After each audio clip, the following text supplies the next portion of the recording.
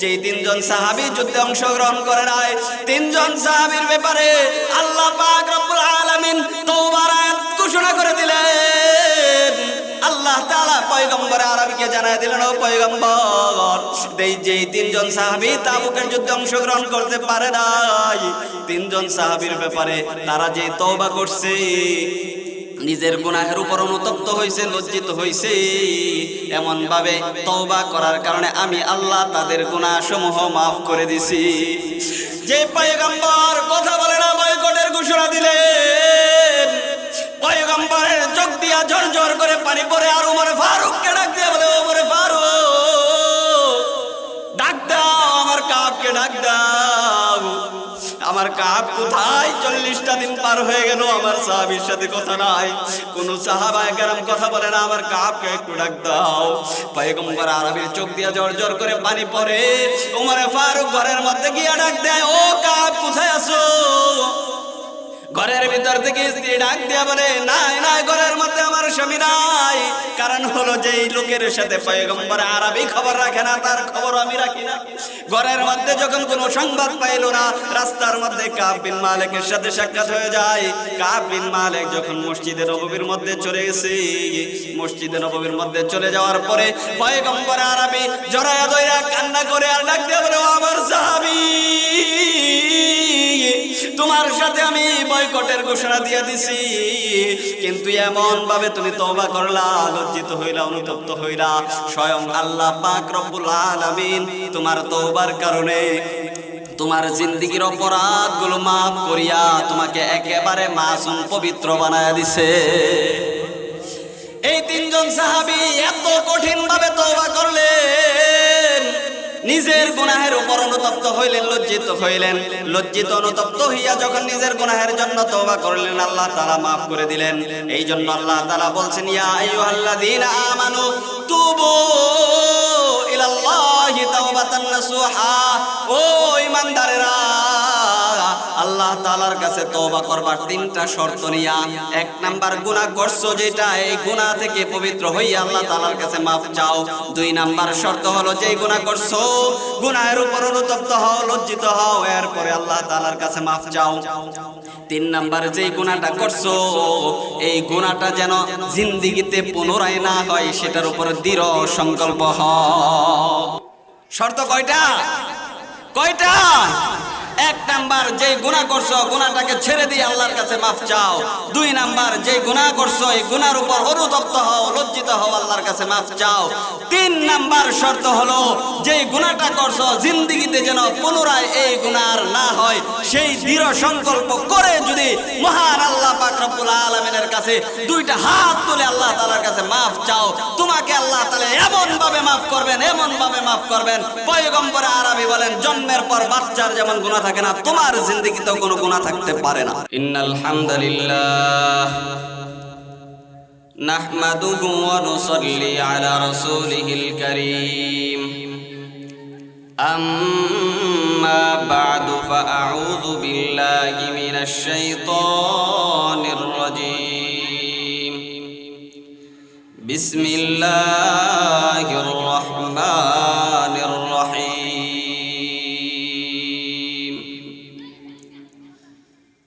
ইয়া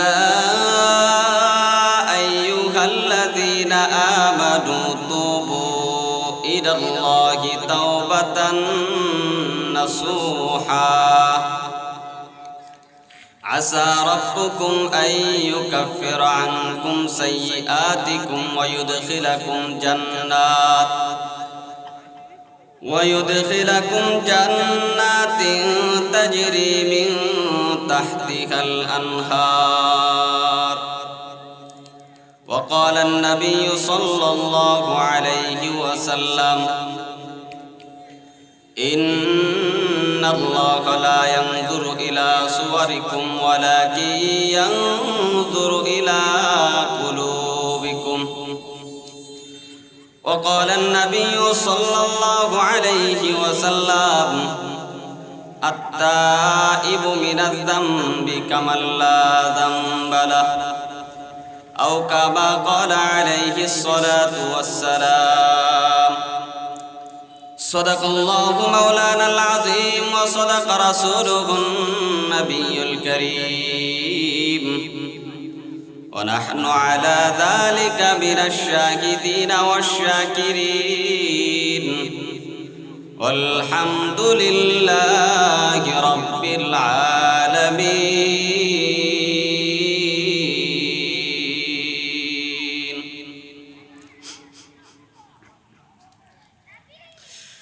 أي قوم مسلمان خبردار خبردار.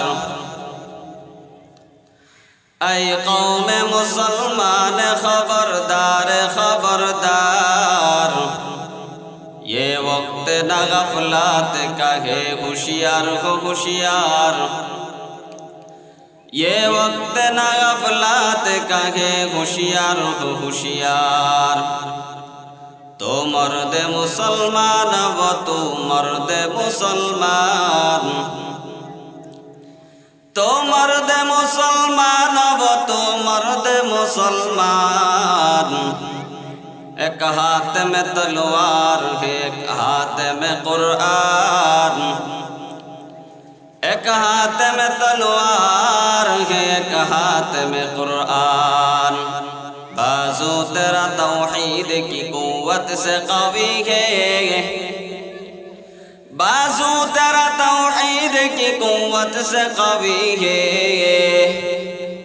इस्लाम तेरा देश है तो मुस्तफवी है. इस्लाम तेरा देश है तो मुस्तफवी है. अल्हम्दुलिल्लाह. আল্লাহ পাকের দরবারে লাখো কোটি শুকরিয়া যে মহান রব্বুল আলামিন আমাদেরকে নেওয়াজ ব্যাপারী বাড়ি জামে মসজিদ ও যুব সমাজের উদ্যোগে ইসলামী সম্মেলনের সম্মানিত সভাপতি হযরত মাওলানা ওলিউল্লাহ সাহেব, সহ সভাপতি, আমন্ত্রিত উলামায়ে কেরাম, আমার সামনে উপবিষ্ট দিন প্রিয় ইসলাম প্রিয় ভাইয়েরা, পর্দার আড়ালে অবস্থানরত সম্মানিত মা ও বোনেরা, সর্বপ্রথম আল্লাহ তাআলার দরবারে আমরা শুকরিয়া আদায় করি। আল্লাহ তাআলা এরকম একটা জান্নাতের বাগানে দ্বীনের মজলিসে আসার বসার সুযোগ করে দিয়েছেন। সেই জন্য মহান রব্বুল আলামিনের দরবারে দিল থেকে কালিমাতুশ শুকর আদায় করে সকলেই বলি আলহামদুলিল্লাহ। আজকে ইংরেজি নববর্ষের প্রথম দিন। আজকে 2026 সাল শুরু, ঠিক না? ঠিক নেই? বছরের শুরু, বছরের শুরু। আমাদের কাছ থেকে 2025 সাল বিদায় নিয়ে গেছে। একটা বছর আমরা অতিক্রম করে আমরা 2026 সাল শুরু করতে যাচ্ছি। অলরেডি একদিন বেশি সময় চলে গেছে। তো মানুষ যখন কোনো কাজ করে ফেলে বা কোনো কাজ অতীত হয়ে যায়, সেই কাজগুলোর হিসাব নিকাশ করা, এই কাজগুলোর মধ্যে আমার ভালো কয়টা কাজ হইলো আর খারাপ কয়টা কাজ হইলো, ঠিক কিনা? তা একটা বছর আমরা অতিক্রম করলাম। এই এক বছরে আমাদের ভালো কাজ কি হইলো এবং খারাপ কাজ কি কি করলাম, সামনের বছর আমাদের দ্বারা কতটুকু ভালো কাজ হবে আর খারাপ কাজগুলো থেকে কিভাবে বিরত থাকা যাবে, এই ব্যাপারে এখন থেকেই ফিকির করার দরকার আছে না নাই? এই জন্য বিগত সময়ে যে আমরা জিন্দেগিতে যত ভুলভ্রান্তি করছি, এগুলোর জন্য আল্লাহ তাআলার দরবারে ক্ষমা চেয়ে, মাফ চেয়ে সামনের বছরটা যেন আরো সুন্দরভাবে আমলের জিন্দেগি কাটায়া যাইতে পারি, সেই জন্য চেষ্টা করব তো ইনশাআল্লাহ। আমরা বিগত সময় কাটাইছি, দুনিয়ার সমস্ত মানুষ বা আমরা এখানে যারা উপস্থিত আছি, আমরা সবাই কম বেশি ছোট বড় সবাই গুনাহ করে থাকি, করি কিনা? কেউ এমন আছে যে বুকে হাত দিয়া বলতে পারবে আমি গুনাহগার না বা আমি গুনাহ করি না? পৃথিবীর জমিনে নবী রাসূল বাদ দিয়া কেউ বলতে পারবে না। তা আমরা গুনাহগার। আল্লাহ পাক রব্বুল আলামিন প্রত্যেকটা মুমিন বান্দার জন্য একটা জান্নাত তৈরি করছেন। আবার এই জান্নাতটা পবিত্র, আল্লাহ নিজেও পবিত্র। জান্নাতটাও কি? আল্লাহর বানানো পবিত্র জান্নাতে অপবিত্র জিনিস প্রবেশ করতে পারে? কি বলে? অপবিত্র জিনিস প্রবেশ করতে পারে না। আল্লাহর বানানো পবিত্র জান্নাতে পবিত্র জিনিসই প্রবেশ করবে। তো আল্লাহ তাআলা যে মুমিনদের জন্য জান্নাত তৈরি করলেন, আমরা তো গুনাহগার, আমরা নাপাক, তাহলে আমরা কিভাবে জান্নাতে প্রবেশ করব? আল্লাহ পাক রব্বুল আলামিন কিয়ামতের ময়দানে বা দুনিয়াতে আমার আপনার তওবার মাধ্যমে, আমলের মাধ্যমে জিন্দেগীর গুনাহ খাতাগুলো মাফ করে জীবনটাকে পবিত্র বানাইয়া এরপরে আমাকে আপনাকে জান্নাতে প্রবেশ করাইবেন। আমরা যদি দুনিয়ার জিন্দেগি নেক আমল করি, ভালো কাজ করি, আল্লাহর হুকুম মানি, রাসূলের তরিকায় চলি, তাহলে আমরা মারা যাওয়ার পরে জান্নাতের ব্যবস্থা করে দিবেন কে? যদি খারাপ কাজ করি, বদ আমল করি, বেদাতে লিপ্ত থাকি, শিরকে লিপ্ত থাকি, তাহলে আমরা মারা যাওয়ার পরেও জাহান্নাম রেডি থাকবে। ওই জাহান্নামে আমাদেরই প্রবেশ করা লাগবে। এই জন্য জাহান্নাম থেকে বাঁচার জন্য, জান্নাতে যাওয়ার জন্য নিজের জিন্দেগীর গুনাহের জন্য তওবা করার দরকার আছে না নাই? আল্লাহ নবী সাল্লাল্লাহু আলাইহি ওয়াসাল্লাম হাদিসের মধ্যে বলছেন, নিজের জিন্দেগীর গুনাহের জন্য কেউ যদি তওবা করে, খাঁটি দিলে তওবা করে। কোন দিলে? বুঝতেছেন না মনে হয় কথা বুঝতেছেন? খাঁটি দিলে তওবা করলে পয়গম্বর আরবি হযরত মুহাম্মদ মুস্তাফা সাল্লাল্লাহু আলাইহি ওয়াসাল্লাম বলছেন, কোন গুনাহগার বান্দা যদি খাঁটি দিলে তওবা করে, তার জিন্দেগিতে বিন্দু পরিমাণ গুনাহ থাকে না। বিন্দু পরিমাণ গুনাহ হাদিসের মধ্যে আসছে, কেউ যদি খাঁটি দিলে আল্লাহ তাআলার কাছে নিজের গুনাহের জন্য অনুতপ্ত হইয়া, লজ্জিত হইয়া আল্লাহর কাছে মাফ চায়, একটা শিশু বাচ্চা জন্মগ্রহণ করার পরে তার জিন্দেগিতে যেমন কোনো গুনাহ থাকে না, গুনাহগার বান্দা গুনাহ করার পরেও যদি নিজের জিন্দেগির গুনাহের জন্য আল্লাহর কাছে খাঁটি দিলে তওবা করে, ওই নিষ্পাপ শিশু বাচ্চার যেমন গুনাহ থাকে না, তার আমল নামায়ও কোনো গুনাহ থাকতে পারে না। আল্লাহ নবী সাল্লাল্লাহু আলাইহি ওয়াসাল্লাম হাদিসের মধ্যে বলছেন, সমস্ত বনি আদম গুনাহগার, তবে গুনাহগারদের মধ্যে উত্তম গুনাহগার বান্দা হলো তারা যারা নিজের গুনাহের জন্য তওবা করে। নিজের গুনাহের জন্য ক্বালান নবী সাল্লাল্লাহু আলাইহি ওয়াসাল্লাম, কুল্লু বনি আদম খাত্তাউন, কুল্লু বনি আদম খাত্তাউন ওয়া কুল্লুল খাত্তাইনা আত-তাওয়াবুন। দুনিয়ার মধ্যে সমস্ত বনি আদম গুনাহগার। এই গুনাহগার বান্দাদের মধ্যেও উত্তম গুনাহগার বান্দা হলো তারা যারা নিজের জিন্দেগীর জন্য আল্লাহ তাআলার কাছে ক্ষমা চায়। দুনিয়ার মধ্যে সমস্ত মানুষ গুনাহগার। এই গুনাহগার মানুষের মধ্যে ও পয়গম্বর আরবি বলেন, আমার কাছে পয়গম্বর আরবি বলেন, আল্লাহ তাআলার কাছে উত্তম গুনাহগার বান্দা হলো তারা যারা নিজের জিন্দেগীর গুনাহের জন্য মাওলা পাকের দরবারে খাঁটি দিলে আল্লাহ তাআলার কাছে তওবা করে।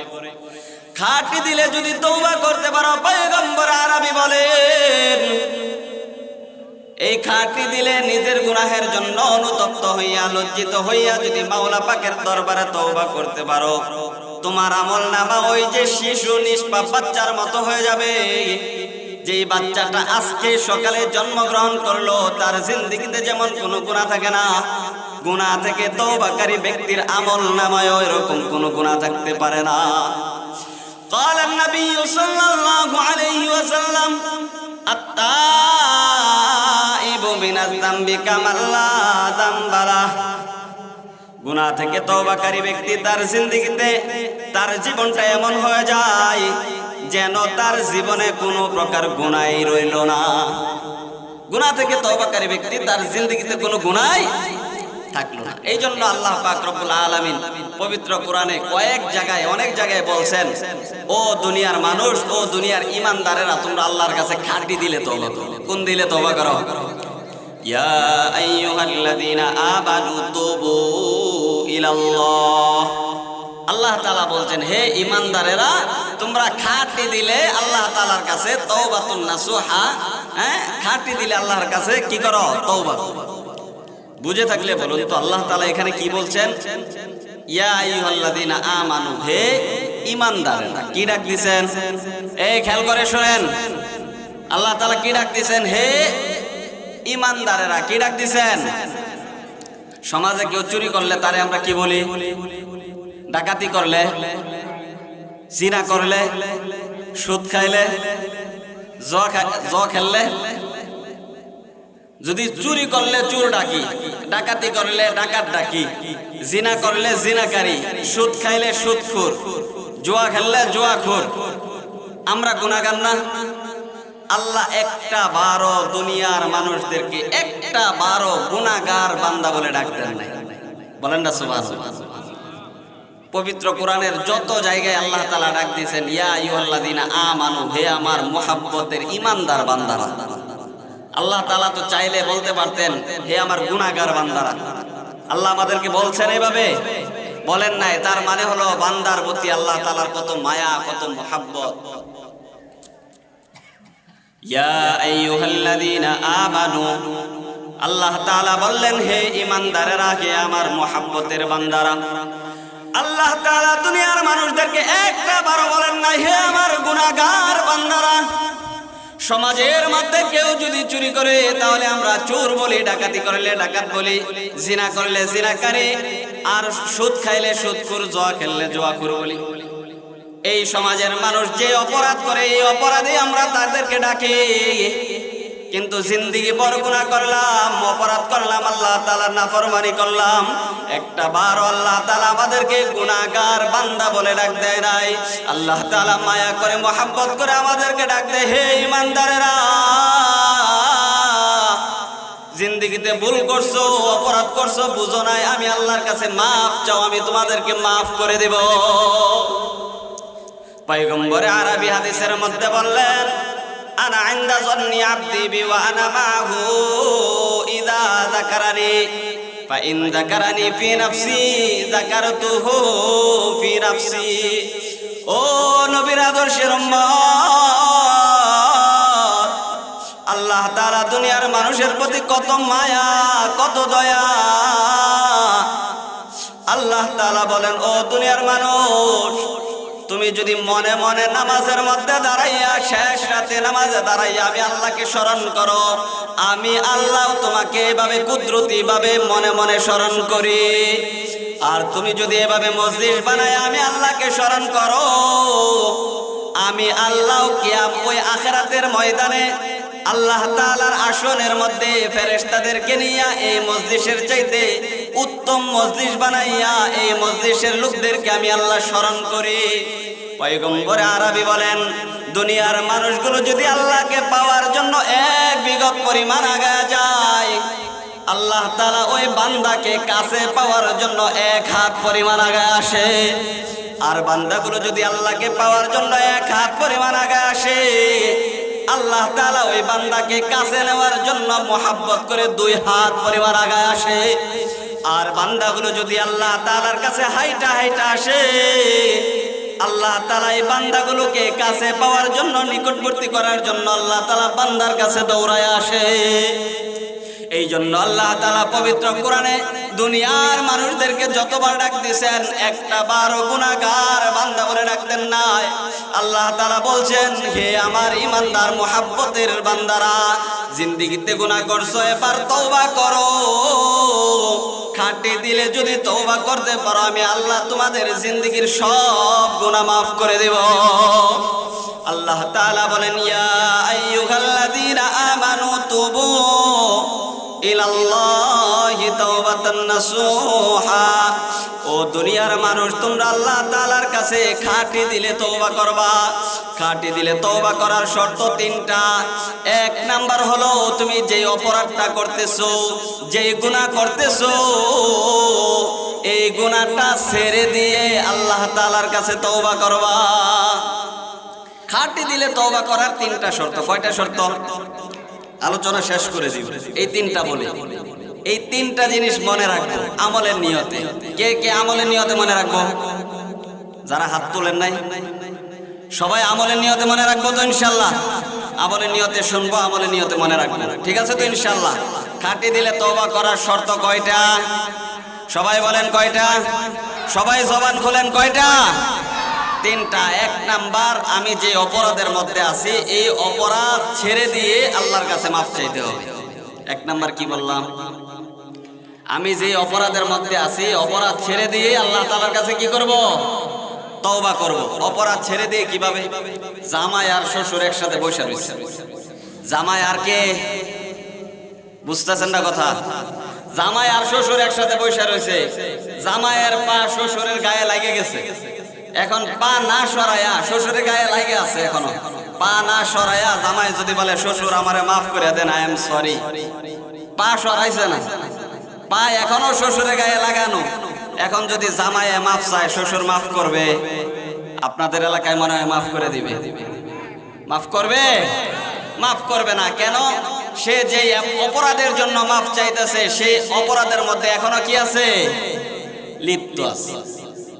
এখন আমরা যদি গুনাহ করি আর এই গুনাহের জন্য আল্লাহর কাছে তওবা করি, গুনাহও করতেছি তওবা করতেছি, শ্বশুরে যেমন মাফ করবে না, আমরা গুনাহ করতেছি অপরাধ করতেছি, আল্লাহও এই গুনাহ আমাদের মাফ করবে না যতক্ষণ পর্যন্ত এই অপরাধ একেবারে ছেড়ে দিব, এরপরে আল্লাহর কাছে মাফ চাবো। তাহলে যদি আল্লাহ তাআলা আমাদেরকে মাফ করেন। তাহলে এক নাম্বার শর্ত কি? গুনাহ ছেড়ে দিয়ে আল্লাহর কাছে কি চাইবো? মাফ চাইবো। এক নাম্বারটা কি বলেন না? গুনাহ ছেড়ে দিয়ে আল্লাহর কাছে মাফ চাইবো। দুই নাম্বার, আমি যে অপরাধটা করছি, যে পাপটা করছি, এই পাপের জন্য আল্লাহর কাছে লজ্জিত হব, নিজের গুনাহের উপর লজ্জিত হব, অনুতপ্ত হব। লজ্জিত অনুতপ্ত হয়ে যদি আল্লাহ তাআলার কাছে মাফ চাই তাহলে আল্লাহ তাআলা মাফ করবেন, অন্যথায় মাফ করবেন না। নিজের গুনাহের জন্য কি হওয়া লাগবে? অনুতপ্ত হওয়া লাগবে, লজ্জিত হওয়া লাগবে, তাহলে যদি আল্লাহ তাআলা মাফ করেন। এই জন্য নিজের গুনাহের জন্য দুই নাম্বার শর্ত, নিজের গুনাহের জন্য যে অপরাধ করছি এই অপরাধের জন্য আল্লাহর কাছে নিজের গুনাহের উপর অনুতপ্ত হব, লজ্জিত হব। নামাজ পড়ছি, একজন হাজী সাহেব মসজিদে নামাজ পড়ছে, নামাজ পড়ার পরে বাড়িতে যাইতেছে, রাস্তার পাশে একটা দোকান, দোকানের মধ্যে টিভি ছাড়া, এই টিভির মধ্যে নাচ গান চলতেছে, একটু দাঁড়ায় দেখছে, দেখার পরে হঠাৎ করে মনে হইলো, আমি তো মাত্র নামাজ পড়ে আসলাম, আমি না হাজী সাহেব, আমি না মাত্র নামাজ পড়ে আসলাম, এই যে মাত্র নামাজ পড়ে আসলাম এই চিন্তা করতেছে, আর দোকান থেকে সরে গেছে, সরে বাড়িতে যাইতেছে আর চিন্তা করতেছে, ভুল করে ফেলছি, গুনাহ করে ফেলছি, আল্লাহ তুমি মাফ করে দাও, আমি নামাজ পড়ে আসলাম, মাত্র নামাজটা শেষ করে আসলাম, এখন গুনাহ করে ফেলছি, আল্লাহ তুমি মাফ করে দাও। এই যে এভাবে দোকান থেকে বাড়িতে যাইতেছে আর আল্লাহর কাছে মাফ চাইতেছে, নিজের গুনাহের উপর অনুতপ্ত হইতেছে, লজ্জিত হইতেছে, এটাই হলো তওবার দুই নাম্বার শর্ত। নিজের গুনাহের উপর কি হওয়া লাগবে? অনুতপ্ত হওয়া লাগবে, লজ্জিত হওয়া লাগবে। আল্লাহর নবীর সাহাবী, আল্লাহর নবী সাল্লাল্লাহু আলাইহি সাল্লাম সাহাবা কেরামদেরকে নিয়ে তাবুক যুদ্ধে চলে গেছে। সময় যেহেতু অল্প, একেবারে শর্ট করে দিই। তাবুক যুদ্ধে চলে গেছে। তাবুক যুদ্ধ হয় নাই, সংগঠিত হয় নাই, রোমদের সাথে যুদ্ধ সংগঠিত হয় নাই। আল্লাহর নবী সাল্লাল্লাহু আলাইহি সাল্লাম ফিরে আসছেন, 30,000 সৈন্য নিয়ে গেছিলেন। কত হাজার? 30,000। আগে একবার যুদ্ধ হয়েছে, 3,000 সৈন্য নিয়ে গেছেন, রোমেরা পারে নাই। এখন 30,000 সৈন্য, এখন পারবে? কি বলেন? আগে 30,000, 3,000 ছিল, তখনই পারে নাই, আর এখন 30,000, এখন পারবে? এখন আর পারবে না। যুদ্ধ সংগঠিত হয় নাই, চলে আসছেন। আল্লাহ নবী সাল্লাল্লাহু আলাইহি ওয়াসাল্লাম মদিনায় চলে গেছেন। তো এই যুদ্ধে যাওয়ার আগে আল্লাহ নবী ঘোষণা দিয়েছিলেন, মদিনায় কোনো সাহাবী বাকি থাকবে না, সবাই যুদ্ধে অংশগ্রহণ করবা। এখন মুনাফিকরা গেছে না। আল্লাহ নবী ফিরে আসার পরে আল্লাহ নবী সাল্লাল্লাহু আলাইহি ওয়াসাল্লামের কাছে সবাই এসে উযর পেশ করছে যে এই কারণে যাইতে পারি নাই। মুনাফিকরা উযর পেশ করে তারা মুক্তি পেয়ে গেছে। 3 জন সাহাবী আসছে। একজন সাহাবী হলেন কাব বিন মালিক। উনি আসার পরে আল্লাহ নবী সাল্লাল্লাহু আলাইহি ওয়াসাল্লামকে বললেন, হে পয়গম্বর, আপনার কাছে আমার কিছু কথা আছে, বলো কি কথা? ওই সাহাবী বললেন, আমি তো যুদ্ধে অংশগ্রহণ করতে পারি নাই। পয়গম্বর জিজ্ঞাসা করলেন, কেন অংশগ্রহণ করতে পারো নাই? বলে, পয়গম্বর, অলসতার কারণে, ধুকাই পড়ে আমি যুদ্ধে অংশগ্রহণ করতে পারি নাই। পয়গম্বর জিজ্ঞাসা করলেন, আর কে অংশগ্রহণ করে নাই? বলে, হেলাল ইবনে উমাইয়া। আর কে? মুরারা বিন রাবে। এই 3 জন। আরো কেউ আছে? বলে, আমার জানা নাই। এই 3 জন সাহাবী আল্লাহ নবী সাল্লাল্লাহু আলাইহি ওয়াসাল্লাম কাব বিন মালিককে বলেন, তুমি চলে যাও, মসজিদ থেকে বের হয়ে যাও। কাব বিন মালিক বের হয়ে গেলেন। আল্লাহ নবী সাল্লাল্লাহু আলাইহি ওয়াসাল্লাম মসজিদে নববীতে এলান করে দিলেন, টানায় দিলেন, লিখে টানায় দিলেন, এই 3 জন সাহাবীর সাথে অন্য কোনো সাহাবী কথাবার্তা বলবা না, সালাম কালাম দেবা না, ব্যবসা বাণিজ্য চলবে না, তাদেরকে বয়কট করে দাও। যুদ্ধ সংগঠিত হয়েছিল, যুদ্ধ কিন্তু সংগঠিত হয় নাই। এরপরে 30,000 সাহাবী গেছে। আল্লাহ নবী চাইলে বলতে পারতেন তোমরা 3 জন যাও না, ঠিক আছে সমস্যা নাই, কিন্তু এটা না বলে তাদের সাথে যুদ্ধের বয়কটের ঘোষণা করে দিলেন। বয়কটের ঘোষণা করে দিলেন। ওই সাহাবীগুলো চলে গেছে। যখন তাদের কাছে খবর আসলো যে আল্লাহ নবী সাল্লাল্লাহু আলাইহি ওয়াসাল্লাম বয়কটের ঘোষণা দিবেন, তখন সাহাবায়ে কেরামের আসমান মাথার উপর ভেঙে পড়ছে। জমিনের মাটি আর পায়ের নিচে না, এরকম অবস্থা হয়ে গেছে। এই কাব বিন মালিক আল্লাহ নবী সাল্লাল্লাহু আলাইহি ওয়াসাল্লামের কাছ থেকে চলে গেছে, ঘরের মধ্যে গিয়ে টুকা দিছে। ঘরের মধ্যে টুকা দিয়া জিজ্ঞাসা করতেছে, ও আমার স্ত্রী ঘরের মধ্যে আসোনি? বলে হ্যাঁ হ্যাঁ আমি ঘরের মধ্যে আছি, আমি একটু ঘরের মধ্যে প্রবেশ করতে চাই। বলে প্রবেশ করার অনুমতি নাই। যদি আপনি আপনার ঘরের মধ্যে প্রবেশ করেন তাহলে শর্ত হলো আপনি এক দরজা দিয়ে প্রবেশ করবেন আর আমি অন্য দরজা দিয়ে বের হয়ে যাব। কি কারণ, কেন তুমি অন্য দরজা দিয়ে বের হয়ে যাবা? স্ত্রী ডাক দেয়া বলে, যেই লোকের সাথে পয়গম্বর আরবি বয়কটের ঘোষণা দিছে ওই লোকের সাথে আমি স্ত্রীর আর কোনো সম্পর্ক নাই। ঘরের মধ্যে আর প্রবেশ করতে পারলেন না, দরজা থেকে ফিরে গেলেন। কিছু দূর যাওয়ার পরে তার 11 বছরের 2টা ছেলে সন্তানের সাথে ডাক দেয়া বলে, ও আবার সন্তান, প্রতিদিন সকালবেলা তোমাদেরকে আদর করি, চুমা দিয়ে আসো আসো, তোমাদেরকে আজকে একটু আদর করতে চাই। বাচ্চা 2টা ডাক দেয়া বলে, বাবা গো, প্রতিদিন আপনি আমাদেরকে আদর করেন, মহব্বত করেন, মায়া করেন, চুমা দেন, কিন্তু পয়গম্বর আপনার সাথে বয়কটের ঘোষণা দিয়ে দিছে। আজকে থেকে আমরা সন্তান, বাবার সাথে কোনো সম্পর্ক নাই। পয়গম্বর আরবি বয়কটের ঘোষণা দিছে, সালাম কালাম নাই, ব্যবসা বাণিজ্য নাই, আপনার সাথে আমাদের সম্পর্ক নাই। সন্তানের সাথেও যখন কথাবার্তা হইল না, চলে গেলেন মসজিদে নববীতে চলে গেছেন। এদিকে বয়কটের ঘোষণা যখন হেলাল বিন উমাইয়ার কাছে পৌঁছে গেছে, হেলাল বিন উমাইয়া ঘরের মধ্য থেকে মোটা একটা রশি নিলেন।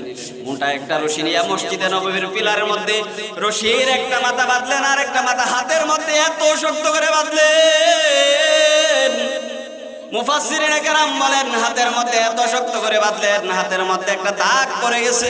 এইভাবে 1 দিন নয়, 2 দিন নয়, 10 দিন নয়, 20 দিন নয়। বাজারে যায় কোনো সাহাবায়ে কেরাম কথা বলে না, কেউ সালাম দেয় না, কালাম করে না। এইভাবে তাদের দিন কাটতেছে আর কান্না তওবা করতেছে, আল্লাহ ভুল করে ফেলেছি, নিজের গুনাহের জন্য অনুতপ্ত লজ্জিত মাওলা, আর জিন্দেগিতে গুনাহ করব না। আল্লাহর কাছে মাফ চাই, আল্লাহর কাছে মাফ চাই। এভাবে 1 দিন 2 দিন নয়, 10 দিন 20 দিন নয়, 40টা দিন পার হয়ে গেল, কেউ কথা বলে না।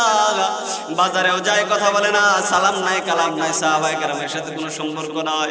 এভাবে যখন 40 দিন পার হয়ে গেল, হঠাৎ করে আল্লাহ পাক রব্বুল আলামিন একটা আয়াত নাযিল করে দিলেন, ওয়ালা সালাসাতিল্লাযিনা খুল্লিফু। যেই 3 জন সাহাবী যুদ্ধে অংশগ্রহণ করে নাই, 3 জন সাহাবীর ব্যাপারে আল্লাহ পাক রব্বুল আলামিন তওবার আয়াত ঘোষণা করে দিলেন। আল্লাহ তাআলা পয়গম্বর আরবীকে জানায় দিলেন, ও পয়গম্বর, যেই 3 জন সাহাবী তাবুকের যুদ্ধে অংশগ্রহণ করতে পারে নাই, 3 জন সাহাবীর ব্যাপারে তারা যে তওবা করছে, নিজের গুনাহের উপর অনুতপ্ত হয়েছে, লজ্জিত হয়েছে, এমন ভাবে তওবা করার কারণে আমি আল্লাহ তাদের গুনাহ সমূহ মাফ করে দিছি। যে পয়গম্বর কথা বলে না, বয়কটের ঘোষণা দিলেন, পয়গম্বরের চোখ দিয়া ঝরঝর করে পানি পড়ে। আর ওমর ফারুককে ডাক দিয়ে বলে, ওমর ফারুক, ডাক দাও আমার কাবকে, ডাক দাও আমার কাব কোথায়? 40টা দিন পার হয়ে গেল, আমার সাহাবীর সাথে কথা নাই, কোন সাহাবায়ে কেরাম কথা বলে না, আমার কাবকে একটু ডাক দাও। পয়গম্বর আরবীর চোখ দিয়া ঝরঝর করে পানি পড়ে। ওমর ফারুক ঘরের মধ্যে গিয়া ডাক দেয়, ও কাব কোথায় আছো? ঘরের ভিতর থেকে স্ত্রী ডাক দিয়া বলে, নাই নাই, ঘরের মধ্যে আমার স্বামী নাই। কারণ হলো যেই লোকের সাথে পয়গম্বর আরবি খবর রাখে না, তার খবর আমি রাখি না। ঘরের মধ্যে যখন কোনো সংবাদ পাইল না, রাস্তার মধ্যে কাব বিন মালিকের সাথে সাক্ষাৎ হয়ে যায়। কাব বিন মালিক যখন মসজিদে নববীর মধ্যে চলে গেছে, মসজিদে নববীর মধ্যে চলে যাওয়ার পরে পয়গম্বর আরবি জড়ায়া ধইরা কান্না করে আর ডাক দিয়া বলে, ও আমার সাহাবী, জীবনের ঘোষণা দিয়ে দিছি, কিন্তু এমন ভাবে তুমি তওবা করলা, লজ্জিত হইলা, অনুতপ্ত হইলা, স্বয়ং আল্লাহ পাক রব্বুল আলামিন তোমার তওবার কারণে তোমার জিন্দেগীর অপরাধগুলো মাফ করিয়া তোমাকে একেবারে মাসুম পবিত্র বানায়া দিছে। এই তিনজন সাহাবী এত কঠিন ভাবে তওবা করলেন, নিজের গুনাহের উপর অনুতপ্ত হইলেন, লজ্জিত হইলেন, লজ্জিত অনুতপ্ত হইয়া যখন নিজের গুনাহের জন্য তওবা করলেন, আল্লাহ তাআলা মাফ করে দিলেন। এই জন্য আল্লাহ তাআলা বলছেন, ইয়া আইয়ুহাল্লাযীনা আমানু তুবু ইলাল্লাহি তাওবাতান নাসুহা। ও ঈমানদারেরা, আল্লাহ তাআলার কাছে তওবা করবার তিনটা শর্ত নিয়া, এক নাম্বার গুনাহ করছো যেটা, এই গুনাহ থেকে পবিত্র হইয়া আল্লাহ তাআলার কাছে মাফ চাও। দুই নাম্বার শর্ত হলো যেই গুনাহ করছো গুনাহের উপর অনুতপ্ত হও, লজ্জিত হও, এরপরে আল্লাহ তাআলার কাছে মাফ চাও।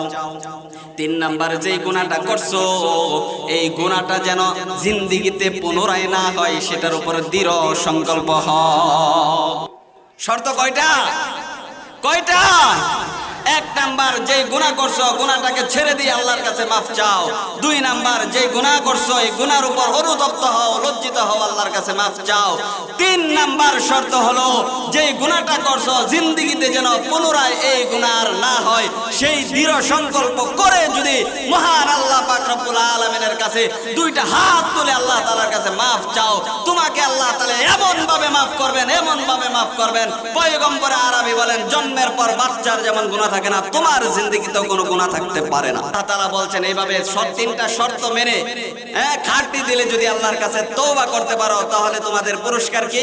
আসা রাব্বুকুম আইয়ুকাফির আনকুম সাইয়্যাতিকুম ওয়া ইউদখিলাকুম জান্নাত ওয়া ইউদখিলাকুম জান্নাতিন তাজরি মিন তাহতিহাল আনহার। এভাবে খাঁটি দিলে যদি তওবা করতে পারো আল্লাহ তাআলা তোমাদের জিন্দেগীর গুনাহ খাতাগুলো মাফ করে দিবেন। শুধু তাই নয়, মরণের পরে তোমাদের জন্য এমন একটা জান্নাতের ব্যবস্থা করে দিবেন যেই জান্নাতের নিচ দিয়ে দুধের নদী, মদের নদী, শরাবের নদী প্রবাহিত হবে। এমন জান্নাত আমি আপনি পাইতে রাজি আছিনি। এমন জান্নাত যদি পাইতে চাই তাহলে আমাদের খাঁটি দিলে তওবা করা লাগবে। কোন দিলে? খাঁটি দিলে তওবা করা লাগবে। আল্লাহ পাক রব্বুল আলামিন তাহলে আমাদের খাঁটি দিলে তওবা করা লাগবে। যদি খাঁটি দিলে তওবা করতে চাই, তিন নাম্বার শর্ত ছিল যে গুনাহটা করছি এই গুনাহটা আর না করার দৃঢ় সংকল্প করা।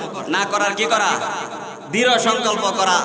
হযরতে মূসা আলাইহিস সালাতু ওয়াস সালাম ওনার জামানায় বৃষ্টির জন্য দোয়া করতেছে, বৃষ্টি হয় না, বৃষ্টি হয় না, দোয়া করতেছে, দোয়া করতেছে, এরপরেও বৃষ্টি হয় না। আল্লাহ তাআলা জানায় দিলেন, হে মূসা, তুমি যে বৃষ্টির জন্য দোয়া চাইতেছো, তুমি যাদেরকে নিয়ে দোয়া করতেছো তাদের মধ্যে এমন একজন ব্যক্তি আছে যেই ব্যক্তিটা তার জন্মের পর থেকে নিয়ে আজকে পর্যন্ত সব সময় আমার বিরোধিতা করে গেছে, আমার নাফরমানি করে গেছে।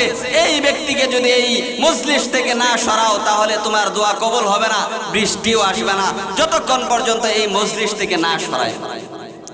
হযরতে মূসা আলাইহিস সালাতু ওয়াস সালাম ঘোষণা দিয়ে দিলেন, কে এমন আছো যার কারণে বৃষ্টি হচ্ছে না, আল্লাহ তাআলা বৃষ্টি দিতেছে না, এই বান্দাটা তুমি এখান থেকে চলে যাও, তাহলে আল্লাহ তাআলা বৃষ্টি দিবেন, অন্যথায় বৃষ্টি দিবেন না।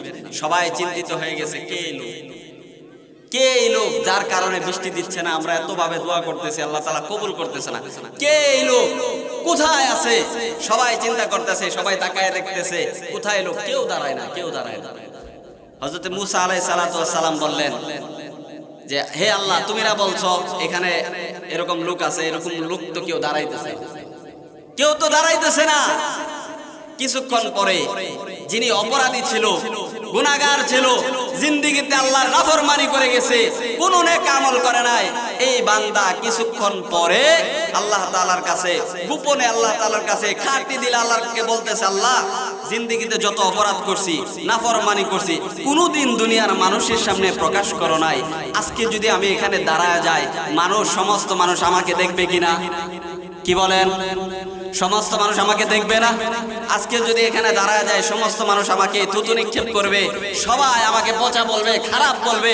আল্লাহ, সারা জীবন তো আমার অপরাধগুলো ডেকে রাখছো, কোনোদিন প্রকাশ করো নাই। আল্লাহ, তোমার কাছে তওবা করতেছি, আর জিন্দেগিতে তোমার অবাধ্য হইব না, নাফরমানি করব না, অপরাধ করব না। আল্লাহ সারা জিন্দেগীর গুনাহ যেমন তুমি ঢেকে রাখছো, আজকেও আমার জিন্দেগীর গুনাহটা মাফ করে দিয়ে তুমি এভাবে ঢেকে রাখো। এভাবে খাঁটি দিলে যখন আল্লাহর কাছে এভাবে দৃঢ় প্রতিজ্ঞ হয়ে বলল, আল্লাহ তাআলা গুনাহ মাফ করে দিলেন। কিছুক্ষণ পর বৃষ্টি আসা শুরু হয়ে গেল। যখন বৃষ্টি আসা শুরু হয়ে গেছে, মুসা আলাইহিস সালাতু ওয়াস সালাম আল্লাহকে বলতেছে, আল্লাহ তুমি তো বলছো এই লোক যদি না উঠে বৃষ্টি দিবা না, এখন আবার বৃষ্টি দিতেছো, লোক তো কেউ উঠে নাই, লোক তো কেউ উঠে নাই, তুমি তো বলছিলা বৃষ্টি দিবা না, এখন তো বৃষ্টি দিতেছো।